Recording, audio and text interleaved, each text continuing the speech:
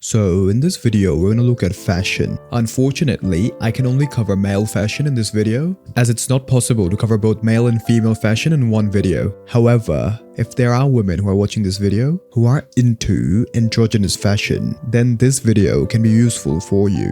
Also, I'm going to be ambitious in this video and cover as much as I can, and hopefully after this, you won't need another fashion video in your life. Level 1. So let's first talk about what is fashion. Well, for me, this is how I see it. Every single article of clothing has a utility to it. You wear them to protect yourself from the weather, maybe even hide your nakedness.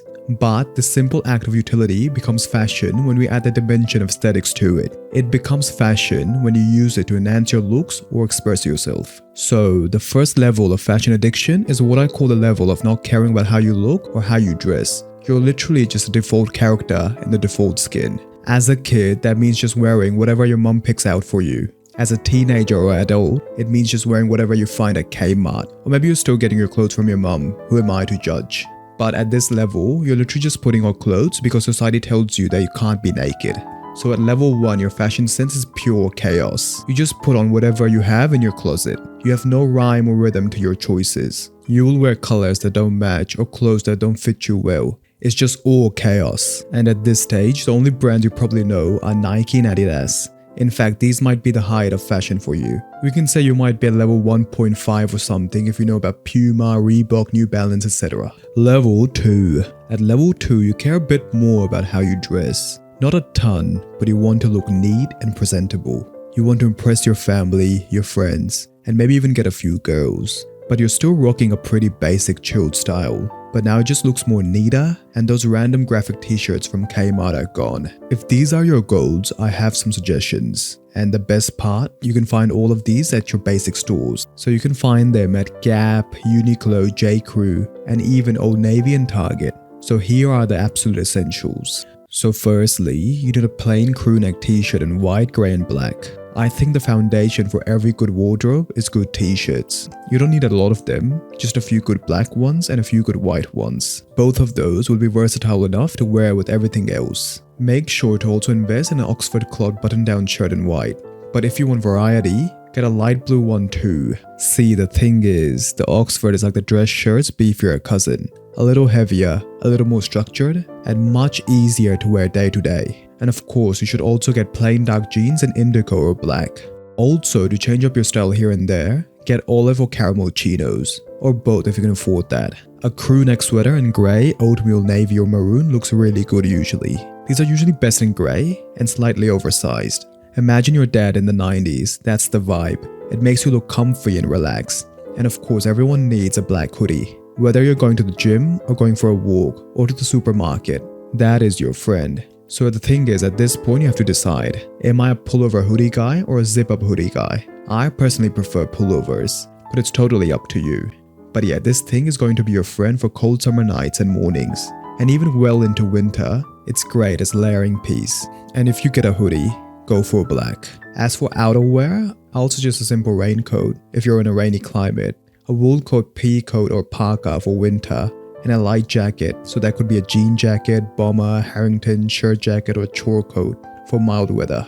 As for footwear, go for the tried and tested plain white sneakers and brown boots. And you can get good quality brown boots from brands like Golden Fox and Red Wing. Also, this is a controversial take, but at this level, I'm gonna add another group of people, the copy-paste men. You know the guys that wear the algorithm dress, crop tee, baggy jeans, it's just overdone now.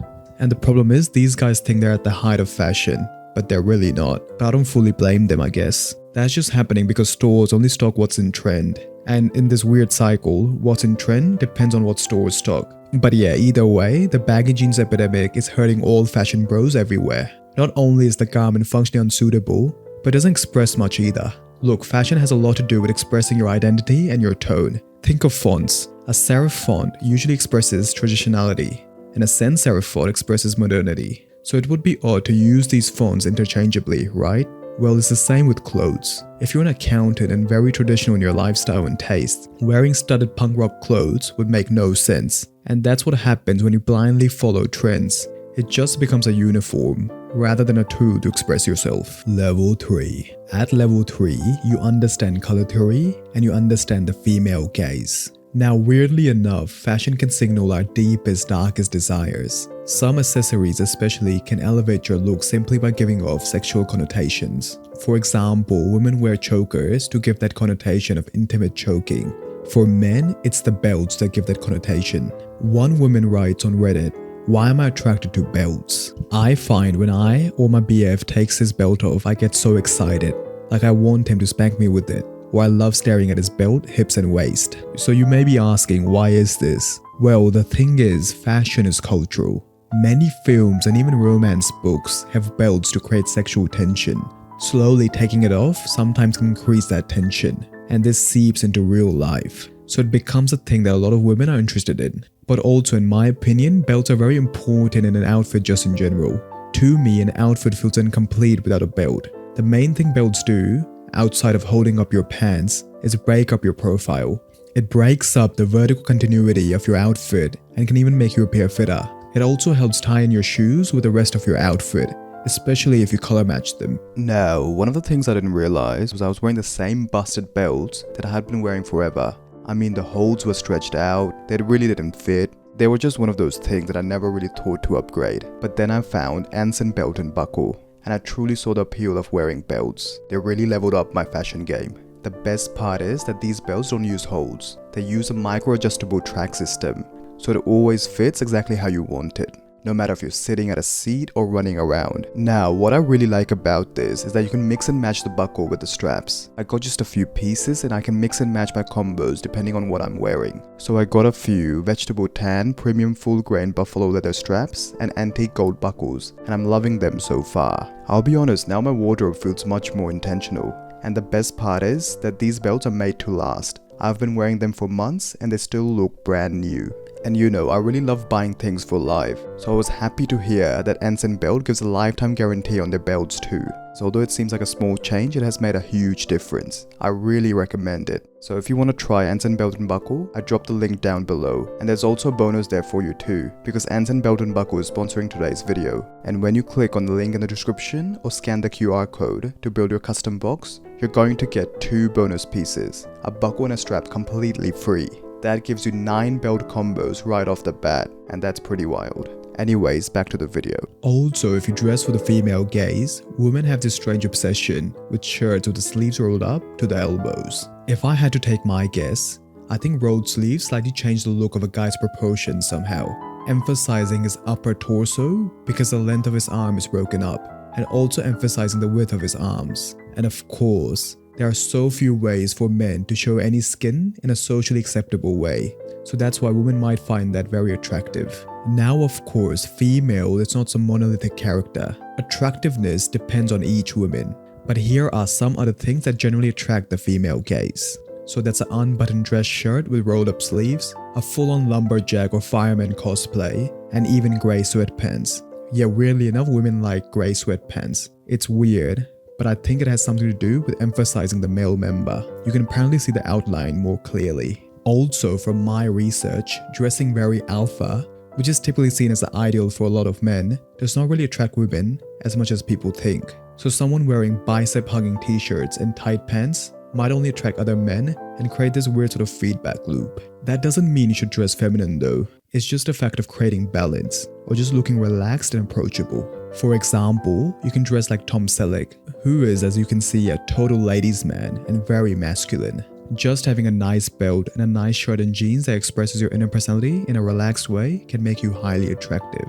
So although you can take tips to dress for the female gaze, I'll suggest you incorporate them in a way that feels like it's you. If it doesn't scream you, there's no point. Level 4. At level 4, you start dressing using design principles, and you start hating fast fashion.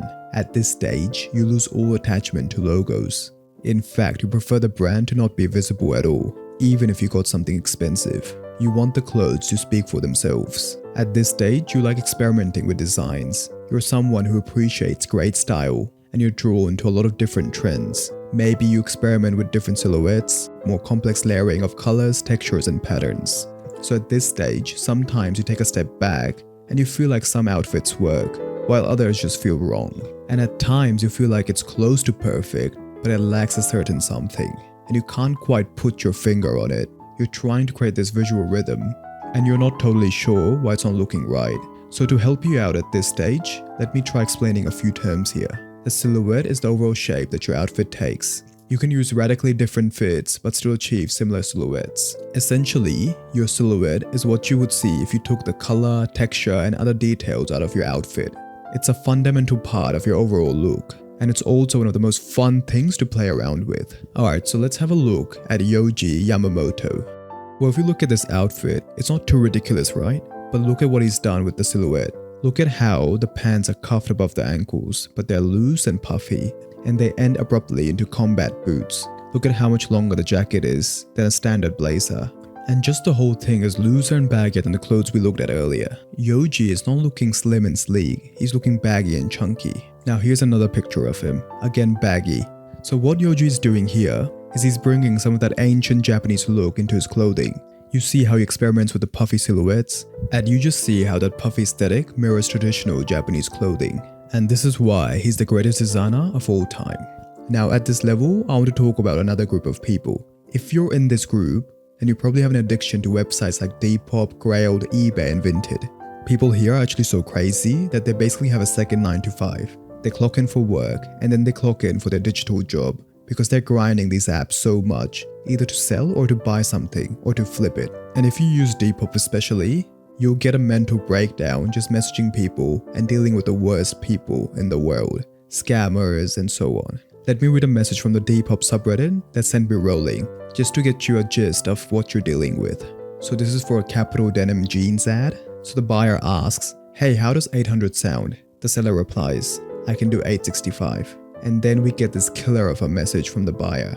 "I'm going to be transparent with you. I have early onset dementia, and I generally don't remember making that offer. I think these jeans are ugly, and I'm not willing to pay for them. Have a good life? God knows I won't." I mean, I don't know if this guy actually has dementia, or if this is a prank, or he has been drinking, but that's just your average Depop buyer and seller.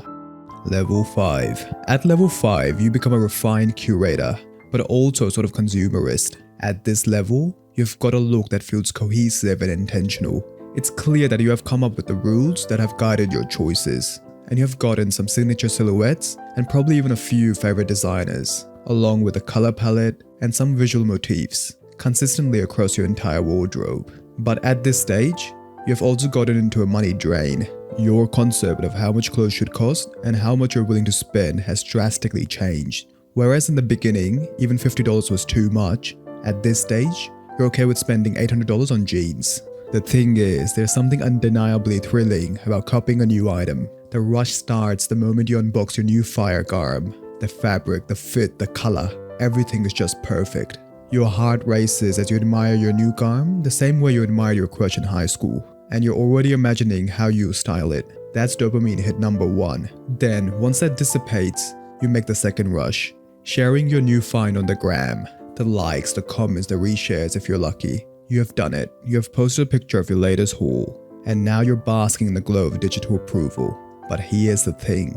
All too quickly it fades. That high is temporary, and the satisfaction you once felt starts to dissipate. The excitement is gone, and basically you feel like a loser. The likes stop coming in, and in the end, you're left with the same feeling of emptiness that you had before. It's a cycle many fashion bros experience, though it's rarely talked about. They have become conditioned to seek validation from their purchases, often forgetting that the rush of dopamine they get from buying and posting their latest cops is fleeting. That validation feels good, but only for a moment. Once the likes slow down and the novelty of the item wears off, they're left with a void. The truth is, the pursuit of validation through consumption can leave us feeling empty, because it's based on external factors. The rush we get from the initial hit is temporary, and when we rely too much on external validation to feel good about ourselves, we end up chasing an endless cycle. So what's the solution?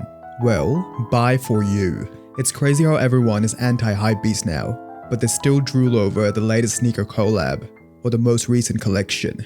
But hey, maybe garms in the center of the zeitgeist speak to you more on a personal level than superficial validation from strangers, and that's awesome. I just hope you cop for you and only you. Level 6. At this stage, you go beyond the Western culture of aesthetics. You feel that Western ideas of design and fashion are limiting your expression.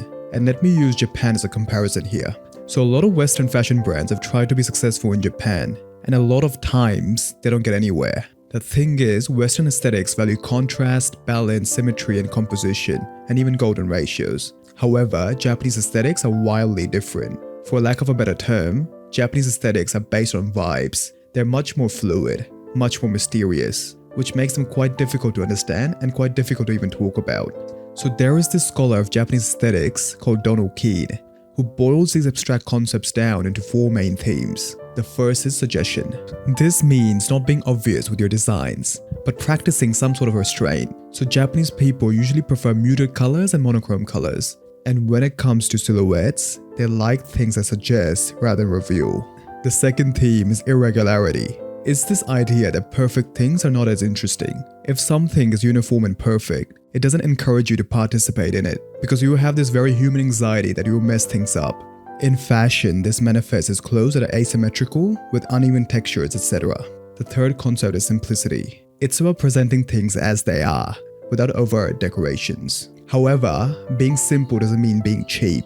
For example, this means they would like to display a very expensive fabric as plainly as possible to make people understand the thing itself for its natural, expensive properties without being distracted by decorations. And the fourth one is very Japanese, which is perishability. This is very different than the Western concept of durability. It's the sabi and wabi-sabi, which centers on acceptance of transience and imperfection. So in a weird way, designers in Japan would deliberately give you something that's perishable, something that might rot, that might deteriorate. For example, they will use natural dyes that fade more easily than artificial ones, and they will even develop a patina. And this essentially explains the types of clothes that are very popular in Japan. And obviously I'm generalizing. Every country has contradictions, especially with globalization and contact with the West. But some tastes endure for generations. Level 7. At level 7, finally, you learn all there is about modern fashion. Understanding different culturally diverse clothes and historically diverse clothes as well. And you use that philosophy to build your own fashion brand and philosophy. This can be in a real sense, where you actually sell clothes you make to customers, or in a very personal sense, where you create designs and knit for yourself. As a hater of fast fashion, at this stage, you might even go to different countries to find hyper-local fabrics. You might be interested in washi in Japan, which is handmade paper from the bark of the mulberry tree. And this paper is industrial strength, as it's used in Japanese doors and windows, and it's woven into beautiful clothes. You might go to the Outer Hebrides of Scotland to get beautiful Harris tweed, which is actually protected by law by the Harris Tweed Act of 1993. So it has to be hand-woven by the islanders at their homes in Outer Hebrides. It literally has to be finished in the islands, and it has to be made from pure virgin wool. So the breed of the local sheep, the mineral-rich dyes that are available there, and the damp climate all contribute to what the fabric is. Very dense, very weather-resistant, and slightly oily to touch because of the lanolin. And you might even be interested in khadi from India, which is all irregular because it's handmade, but that inconsistency is part of its appeal. The irregularity reflects the motion of human hands, and that gives it a material character. So yeah, these are the 7 levels of fashion. And always remember that fashion is a tool to express yourself. And even if you don't care about fashion, you're expressing to the world that you don't care about fashion by wearing whatever you want. And no matter whichever level you're on, always remember why you got into fashion in the first place. So just enjoy it with your senses. Enjoy the feel of the fabric, the beauty of the colors and shapes, and never use it as something to feel superior about. So I really hope you enjoyed this video, and I'll see you in the next one.